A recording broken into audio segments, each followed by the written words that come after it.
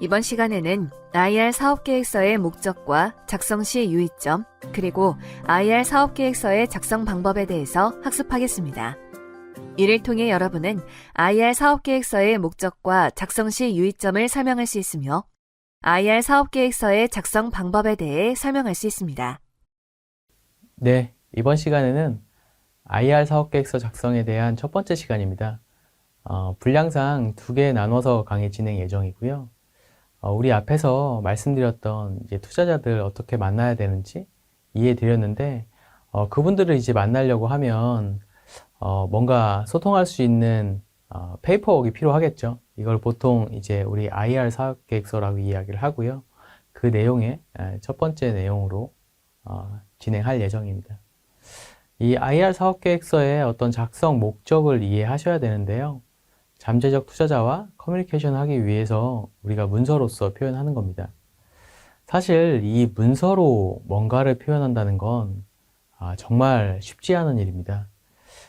실제로 제가 IR 계획서를 받아왔던 기업들하고 실제로 소통을 만나서 했을 때 내가 문서로 이해했던 내용들하고 많이 다른 경우들이 왕왕 있습니다.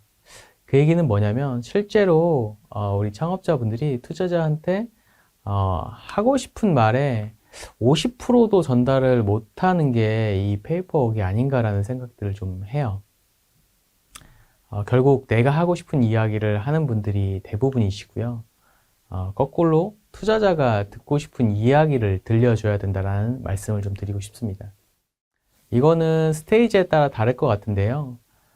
투자자가 누구냐에 따라 다를 것 같습니다. 그래서 내가 투자를 진행하는 게 지금 엔젤 투자다 라고 하면 우리 팀이 가지고 있는 장점, 우리 제품의 어떤 컨셉 이런 것들을 얘기를 해야겠죠. 아직은 우리가 팀이 완성되거나 제품이 만들어진 게 아니니까요. 근데 예를 들면 우리가 일정 이상의 팀과 시장 진입 성과 이런 것들을 갖고 있다고 하면 당연히 벤처 캐피탈을 대상으로 하는 IR 사업계획서를 작성을 해야 되는 거고, 이 주요한 내용은 우리가 그동안 걸어왔던 길을 통해서 어떤 성과를 창출했고 우리가 이후에 어떤 성장을 이룰 수 있다라는 내용들을 표현해야 되겠죠. 참고로 저도 사실 성격이 좀 불같은 편인데요. 투자자들 대부분이 이렇게 뭔가 바쁘고 이렇게 참을성이 없다라고 표현하면 좀 격하지만 그렇게 표현할 수 있을 것 같습니다. 디테일의 중요성, 사실 저도 제 이름이 이기상인데 이기성으로 오거나 아니면 이렇게 이름에 대한 오탈자 그냥 넘어갈 수도 있는데 사실 이렇게 기분이 좋진 않거든요. 그런 내용들 사실 그래서 이메일에 제목, 본문, 첨부 파일명 나중에 이제 찾으려고 하다 보는데 그 파일명을 못 찾겠는 경우들 그냥 그래서 뭐 기업명 없이 그냥 IR 뭐 이렇게 해서 이제 보내시는 경우들이 나중에 사실은 다시 찾지 못하거나 메일에서도 사실 그 대표님 이름을 기억 못하면 제목 찾기가 너무 어려워지거든요. 그래서 예를 들면 그 본문의 내용에다가도 뭔가 좀 서머리를 넣어서 나중에 메일 검색을 좀 했을 때도 찾을 수 있게끔 하는 형태의 메일들이 기본적으로는 작성되어야 된다고 이해하시면 좋을 것 같고요. 되게 안타까웠던 경우 중에 하나는 대표님의 뭐 폰 넘버가 사업계획서일 수도 없고 메일에도 내용이 없어가지고 메일을 드렸는데 회신은 없으시고 이런 경우도 사실은 있었거든요. 그래서 별거 아니지만 이제 연락처는 안에다가 좀 한 번 더 넣어주시면 본문 내용에 메일의 본문 내용에 넣어주시면 좋을 것 같다. 이런 내용들 좀 말씀드리고 싶습니다. 작성 시 유의사항입니다. 사실 저는 이제 결혼이나 연애에 투자를 비율 많이 하는 편인데요. 우리 이제 IR 사업계획서가 사실 뭐 어떤 첫 번째 소개팅, 미팅, 아니면 예를 들어서 뭐 친구를 통해서 뭐 사진 한 장을 받는 뭐 이런 느낌이겠죠. 근데 이제 여기에 너무 투머치가 되지 않았으면 좋겠다라는 말씀을 좀 드리고 싶습니다. 우리 뭐 결혼을 전제 조건으로 하는 결혼정보회사에서 만나거나 뭐 중매 자리에 만난다 하더라도 내가 진짜 막 혼혈의 힘을 다해서 막 2시간 이렇게 피칭을 한들 내 살아온 얘기부터 막 인생 스토리 다 얘기한들 당신 너무 좋은 것 같다 우리 결혼하자 라고 얘기할 사람은 없습니다. 근데 우리가 이제 사실 투자에 대해서는 그렇게 좀 잘못된 선입견을 갖고 있는 것 같아요. 이게 사실 언론에서 좀 보도도 일목했다고 생각을 하는데요. 우리 보통 일반적으로 첫사랑하고 결혼하지 않지 않습니까? 그렇기 때문에 사실 그게 이제 뭔가 미화될 수 있는 부분들인데, 일반적인 투자는 사실은 이제 그 자리에서 만난 지 1시간 만에 투자를 결정하기는 어렵죠. 이게 일반적인 수치는 아닙니다. 근데 그런 경우가 사실 생기기도 하죠.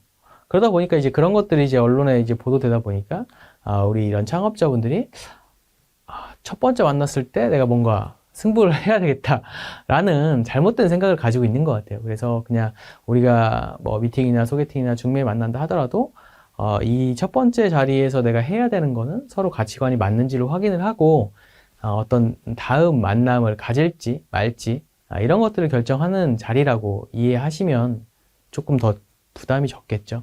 그래서 굳이 50페이지의 풀덱이 아니라 사실은 한 15페이지 내외의 어떤 문서 사이즈로 지금 이제 보시는 것처럼 글자 크기 뭐 좀 크게 굵직굵직하게 써서 그냥 편하게 툭툭툭 넘겨봐도 읽을 수 있게끔 해주시는 게 좋을 것 같고요. 그 다음에 지나친 표나 실제로 좀 마이크로하게 봐야 되는 것보다는 쉽게 볼 수 있게 좀 간략화, 요약화하는 형태로 이해하시면 좋을 것 같습니다. 설명해주지 않으면 이해할 수 없는 형태의 문서들도 많이 있어요. 사실 이제 우리 스티브 잡스 코스프레라고 얘기하는데 이렇게 이미지 딱딱딱딱 넣으시고 설명이 없으면 이해할 수 없는 이런 장표들은 하지 않으셨으면 좋겠고요. 사실 영어로 이렇게 영어 표현을 많이 쓰시는 분들도 계신데 최근에 저도 모바일에서도 보는 경우들이 있는데 어쨌든 가독성이 좀 더 부족하기 때문에 이런 부분에 대해서는 그냥 공문으로 해주신다라고 이해하시면 좋을 것 같습니다. 하나로 요약하자면 사업계획서는 하나의 스토리라고 말씀드릴 수 있을 것 같습니다. 그래서 이런 느낌인 거예요. 딱 보니까 나는 이러이러한 일을 하던 사람인데 우리 이런 팀들이 모여 있는데 우리는 이런 문제를 해결하기 위해서 지금까지 이런 행동들을 해왔고 이런 솔루션을 기반으로 해서 이런 성과를 창출해 나가고 있다. 우리가 앞으로 이렇게 성장을 하는데 넥스트 마일스톤을 찍기 위해서 이러한 자금들이 필요한데 이 자금을 조달하기 위해서 A, B, C 이런 활동들을 하고 있고 여기에 부족한 돈을 우리가 투자금으로 확보하려고 한다. 그래서 우리 꿈에 응원한다면 우리와 한번 만나서 투자를 진행해 봤으면 좋겠다.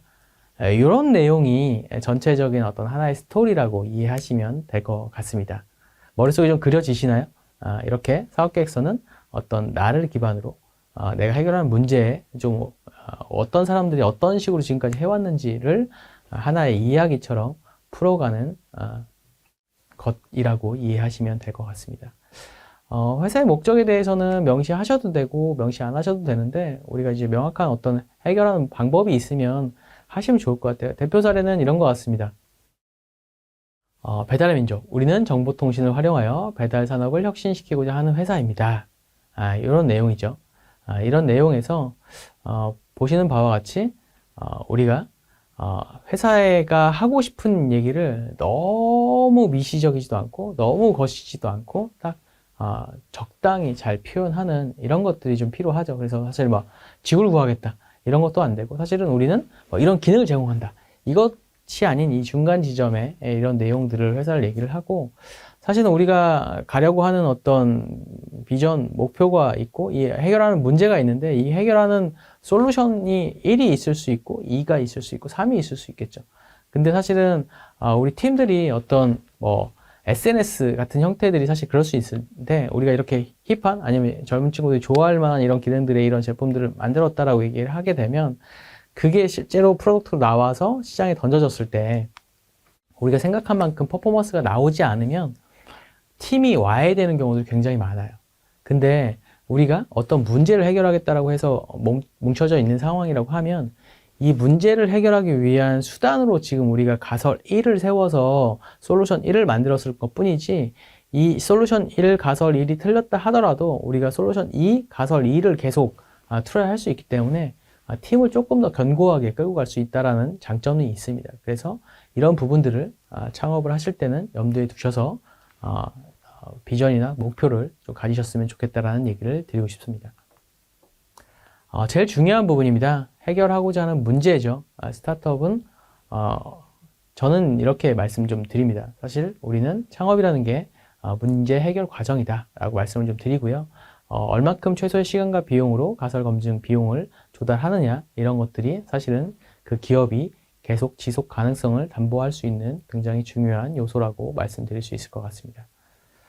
그래서 이게 창업자분들 보면은 한 두 가지 정도의 큰 분류가 있어요. 내가 그 문제를 직접 이해 당사자이냐 아니면 그렇지 않냐 이렇게 있을 수 있을 텐데 저는 그래서 사실 여쭤봅니다. 대표님 예를 들면 어떤 장애와 관련된 것들을 하시는 분이 있으시다고 하면 혹시 이러한 문제를 겪고 있는 가족이 있으신가요? 라고 여쭤봤을 때 저희 가족 중에 누가 이런 문제를 겪고 있다라고 얘기하면은 사실 이 문제 또는 이 가설 또는 해결 방법이 타당할 가능성이 매우 높겠죠. 근데 일례로 그런 경우가 있었어요. 사실 펫과 관련된 사업이었는데 대표님한테 대표님은 어떤 종견을 얼마나 좀 키우셨어요? 지금 누구를 몇 명이나 이렇게 케어하고 계신가요? 라고 이렇게 얘기했는데 대표님 답이 정말 제가 되게 충격적이었어요. 저는 이제 펫을 키우지 않습니다. 근데 펫 스타터, 펫 케어하는 솔루션을 만들어서 하고 있다? 이게 과연 어떤 가설이 올바를까? 이 솔루션이 타당할까? 굉장히 챌린지가 될 수 있겠죠.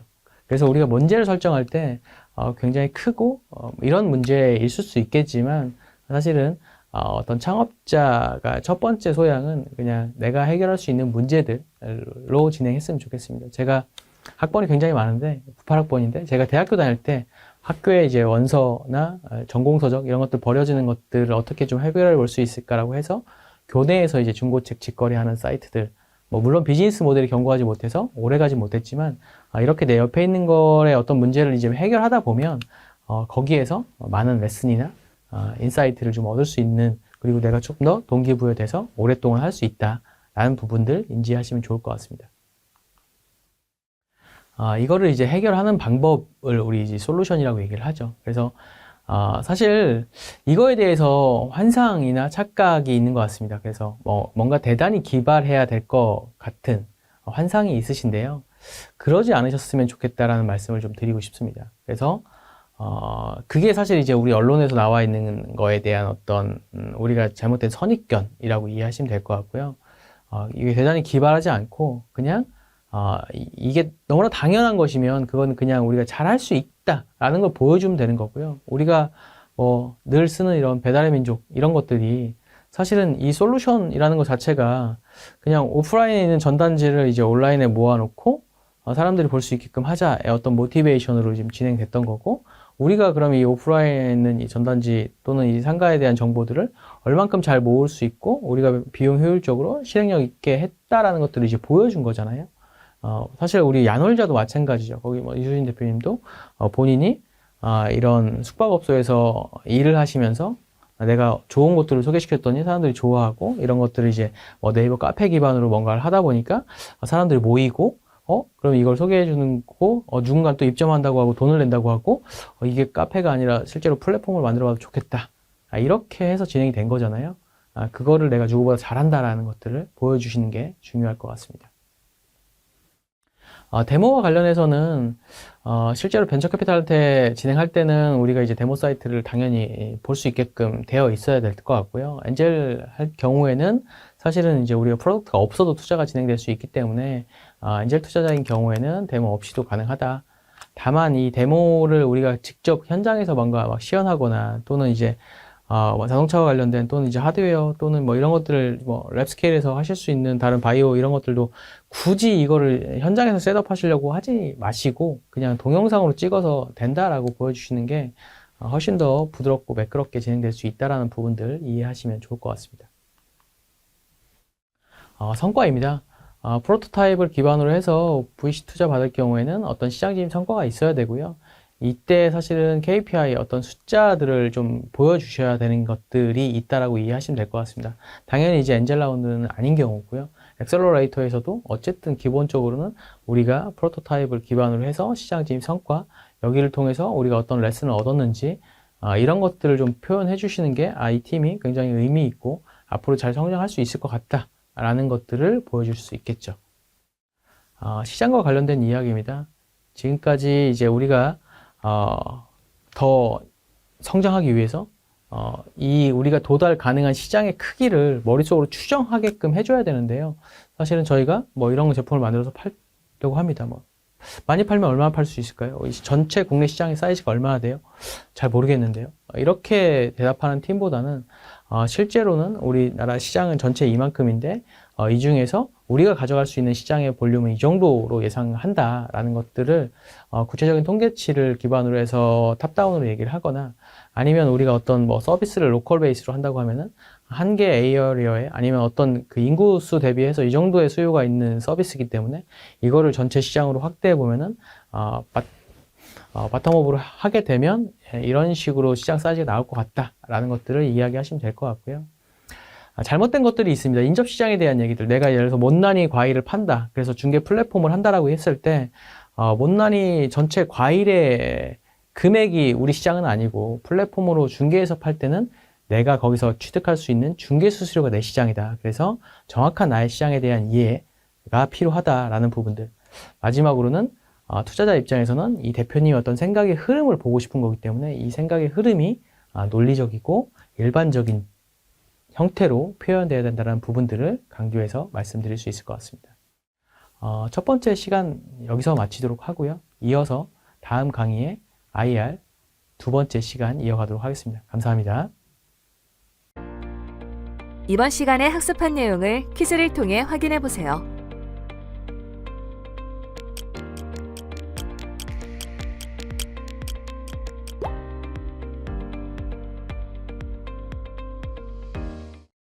이번 시간에 학습한 내용을 정리해 보세요.